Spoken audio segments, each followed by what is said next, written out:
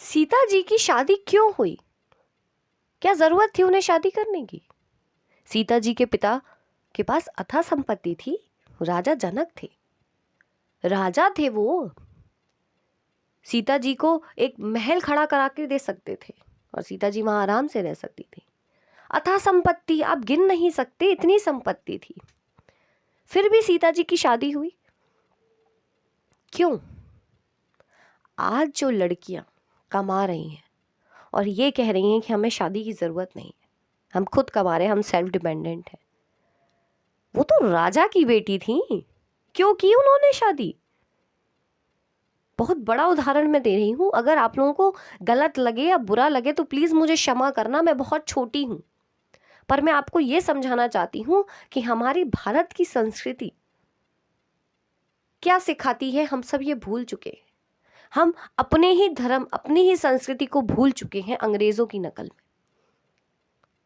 जिस देश में सीता जैसी नारी हुई है, जिस देश में राम जैसे नर हुए हैं, ऐसी जोड़ी मैंने कहीं नहीं देखी जहां पर दोनों ने एक दूसरे के लिए कॉम्प्रोमाइजेस कर दिया और पता ही नहीं चला।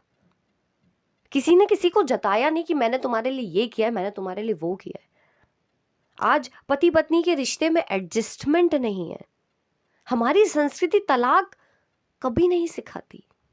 पता नहीं हमारी संस्कृति में तलाक शब्द कहां से आया है। सीता जी के जीवन में तो इतनी तकलीफें आई, वो अपने पिता के घर जाके रह सकती थी पर नहीं रही। आज तो लड़कियां कोई भी छोटी सी बात हो तो सीधे पापा के घर चली जाती।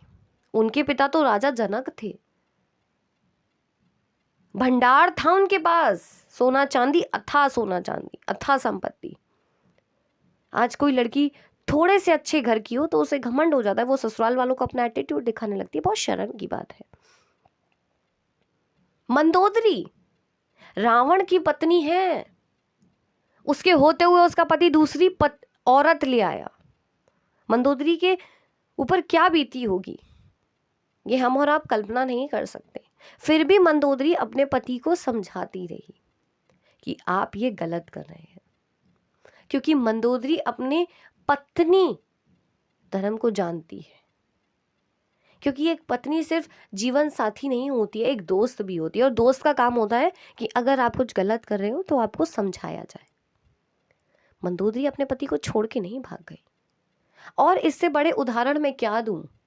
जिस देश में ऐसी नारियां हुई हैं जो किसी भी हालत में अपने पति को छोड़कर नहीं गई हैं, हर सिचुएशन में एडजस्ट किया है। हाँ, दुख आए हैं, मैं मना नहीं कर रही, पर ये जिंदगी का नाम है। जिंदगी में उतार चढ़ाव आते हैं, इसका मतलब ये नहीं है कि आप अपनी परेशानियों से भाग जाएं।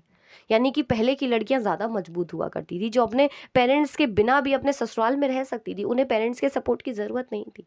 सीता जी ने राजा जनक को नहीं बुलाया कि आइए ये देखिए मेरे साथ क्या हो रहा है, मुझे वनवास जाना पड़ रहा है, मैं फूलों में चली हूं और कांटों में कैसे चलूंगी। या मंदोदरी अपने पति रावण को छोड़कर नहीं चली गई, परेशानियों का सामना किया। ये होती है नारी, ये होती है एक औरत।